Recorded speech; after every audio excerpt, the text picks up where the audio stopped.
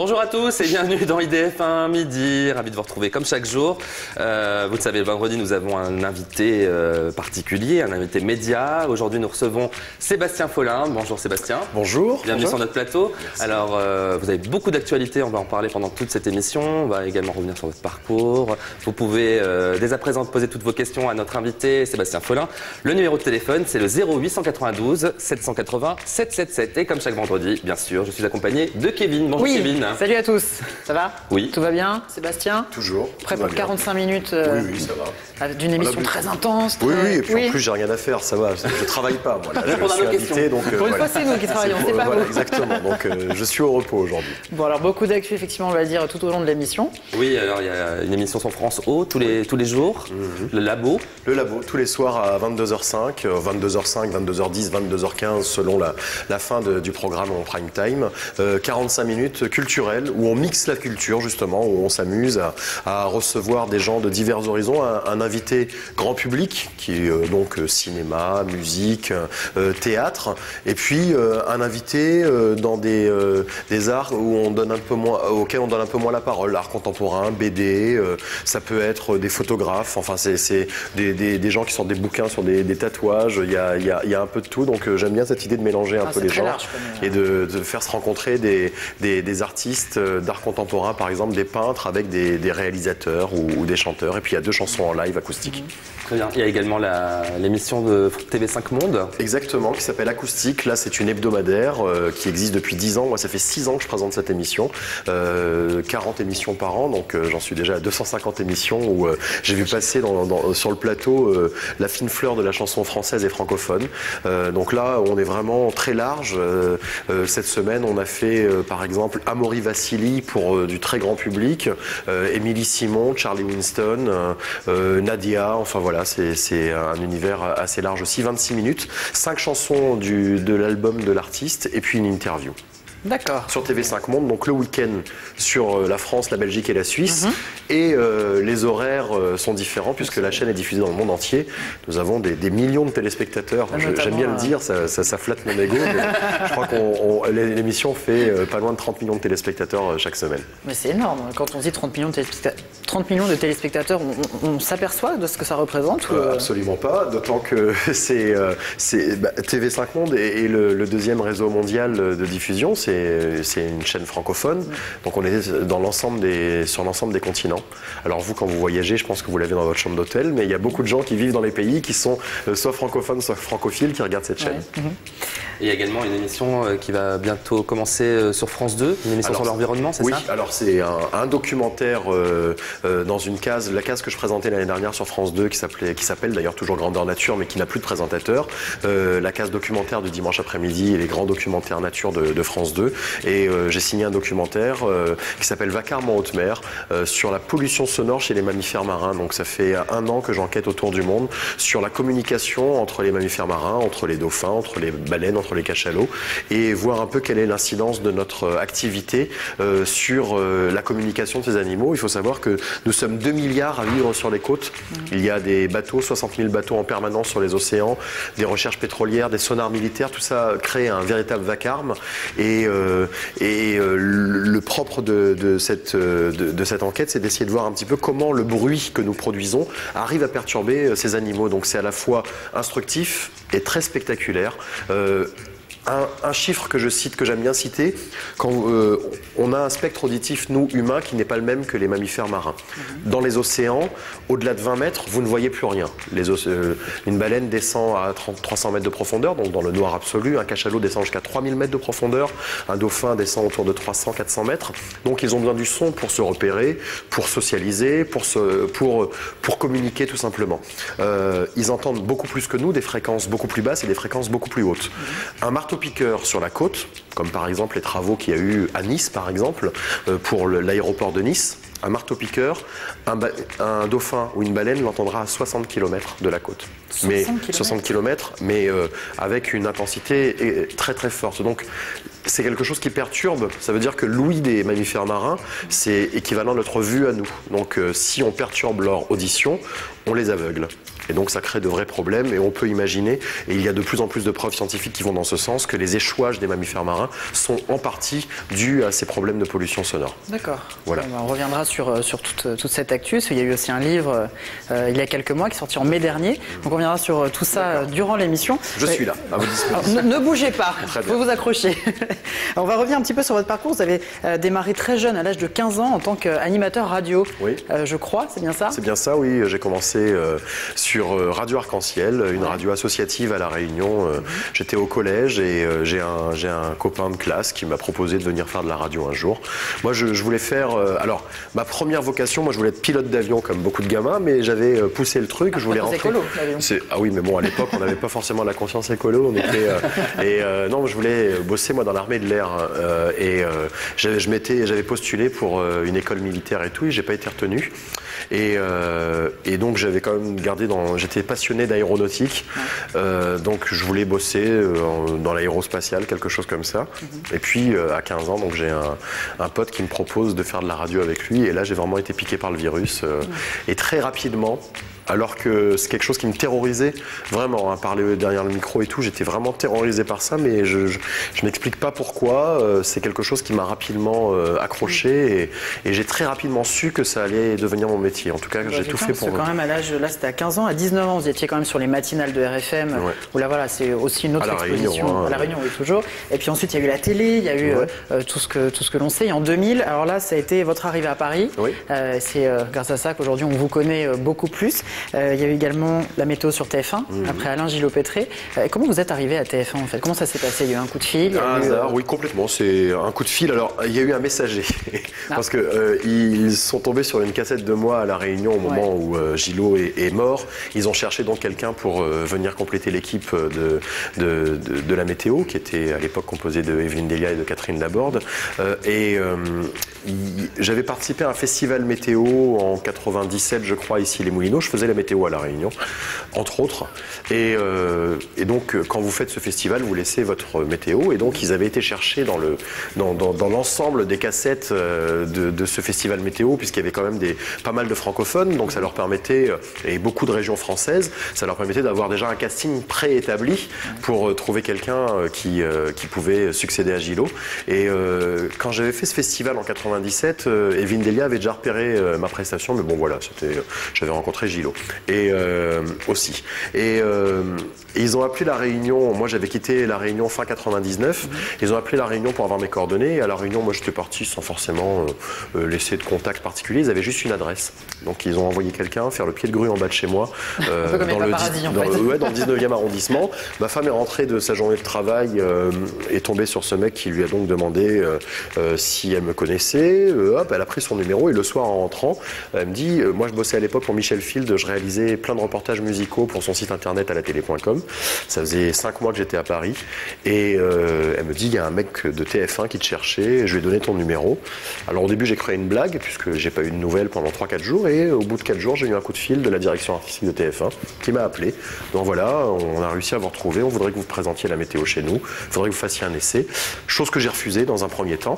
Donc ils ont insisté, parce que ça m'intéressait pas, moi à ce moment-là j'étais un peu saturé de faire de l'antenne, j'avais vraiment fait beaucoup d'antennes, j'étais en train de me développer dans la réalisation, des EPK, des clips, des choses comme ça, donc je m'éclatais plutôt dans ce domaine-là. Donc comme quoi, quand on dit une proposition de TF1, forcément on accepte, la preuve que non, c'est que c'est pas parce que c'est TF1. Alors j'ai refusé, j'ai été les voir, ils ont été assez surpris que je refuse, et puis après surtout, l'ensemble de mes potes ont passé 6 mois à me dire, mais t'es con, t'as dit non à TF1, surtout que je galérais pas mal à l'époque, la vie d'intermittent aujourd'hui encore n'est pas très rose, j'étais donc...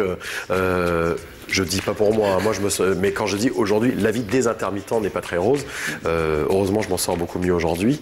Mais c'était le fait que ce soit la météo ou Non, j'avais pas envie de refaire de l'antenne, mais il y avait aussi un petit peu le fait que ce soit la météo. J'avais peur que ça me colle un petit peu au basque et que voilà, j'avais connu ça et j'étais un peu gêné par ça. Et j'en avais parlé très ouvertement avec, à l'époque, c'était Aline Bonnefoy qui était directrice artistique avec Franck Firmin-Guyon, qui est devenu le patron des programmes par la suite.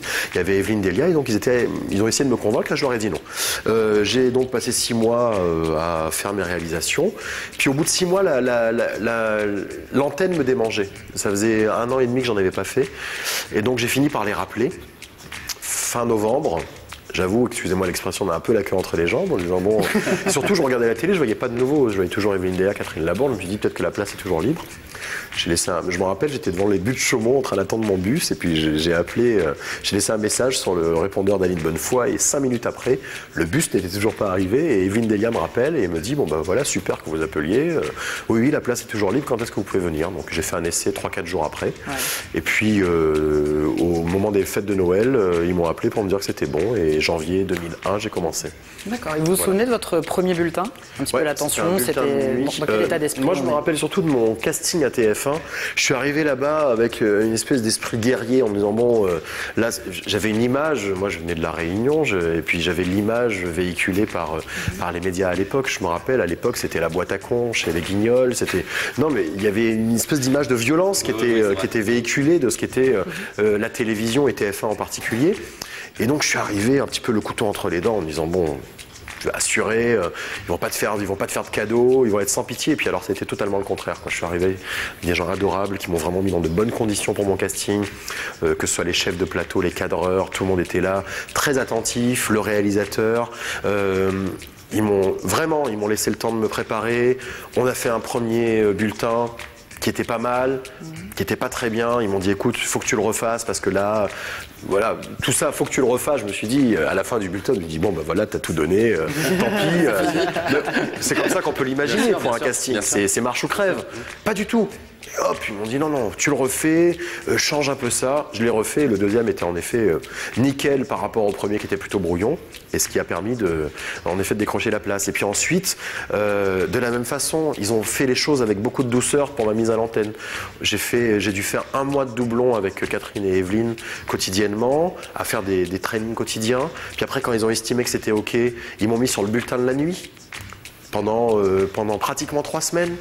Et puis quand ils ont estimé que j'étais plus ou moins bien sur le bulletin de la nuit, ils m'ont lancé 1 semaine en enregistré avant le bulletin de Jean-Pierre Pernaut. Et enfin, j'ai eu mon premier direct. Donc il n'y a pas eu du tout de... Il y a vraiment eu... là, et les bam, vas-y, c'était... Mais j'ai trouvé ça... mais c'était dans leur intérêt, hein. C'était pas que dans le mien. Ils n'avaient aucun intérêt à m'envoyer au casse-pipe. On parle quand même de la météo. Météo qui est le programme le plus regardé de la chaîne. Puis succéder aussi à quelqu'un qui était... oui, en plus, j'arrivais. Donc ils ont été très très attentifs à me laisser non seulement me mettre dans les meilleures conditions pour que je puisse développer ma personnalité et que du coup je puisse rentrer dans cette équipe sans subir la comparaison avec le monument qui était Gilles Pétré. Et d'ailleurs, il n'y a pas eu j'ai pas eu de récrimination particulière de la part du public. J'ai été accepté aussitôt et c'est en partie et beaucoup grâce à la manière dont TF1 m'a mis à l'antenne. Bon. On a une petite vidéo, je crois. Oui. Est-ce que vous avez déjà connu un moment de solitude, comme on dit, en présentant la météo? Oui, plus d'une fois, oui. Le direct fait que les moments de solitude... mais c'est bien, on apprend. Ça m'amuse. Moi, j'ai croisé la dernière fois le directeur technique, l'ancien directeur technique de TF1, qui est maintenant directeur technique à France Télévisions. Il était dans les locaux, dans les couloirs du labo. Et il me racontait un truc que j'avais oublié. Il m'a dit, tu te rappelles de ta météo que tu as faite sans carte? Et ça m'est revenu. Et j'ai fait une météo.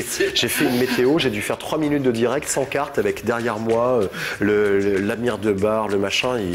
Sauf que quand c'est direct et qu'à un moment donné il faut y aller, et ça m'est revenu, oui, et puis il m'est arrivé des tonnes de trucs. Oui. Il y a justement l'un de vos confrères, c'était au Texas il y a quelques mois. Oui. Alors lui, il a fait la météo avec une carte, mais une carte un petit peu spéciale, ça a fait le buzz. Je crois pas que ça vous était arrivé sur TF1.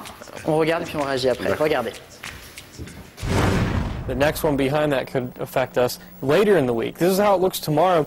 Getting some steamy air. Temperatures are going to be a few degrees higher tomorrow in the mid to upper 90s for most of us. Afternoon thunderstorms actually mainly staying north of Interstate 20, so it doesn't look like we will see that. Maybe an isolated storm for Sterling City or towards Big Lake, but really that's all for anyone close to the Concho Valley. Mainly that high is going to steer those storms away from us. The cooler air not going to make it into the Concho Valley until the weekend. Voilà. Ça me fait penser à la météo particulière de Dominique Farrugia qu'il avait faite avec les nuls chez Drucker. Vous êtes trop jeune peut-être pour vous en rappeler, mais ça a marqué le dos apparemment. Ouais, il avait dessiné des énormes boules avec un énorme phallus et avec un Drucker qui était là en train de rigoler. On était en 84 quand même. Donc, et si c'était vous à la place de ce présentateur, comment vous auriez réagi Mais il n'a pas beaucoup réagi là, j'ai l'impression qu'il était au courant. Alors soit il était au courant, il nous manque le début du bulletin, soit c'est une surprise et auquel cas je trouve que il est très stoïque.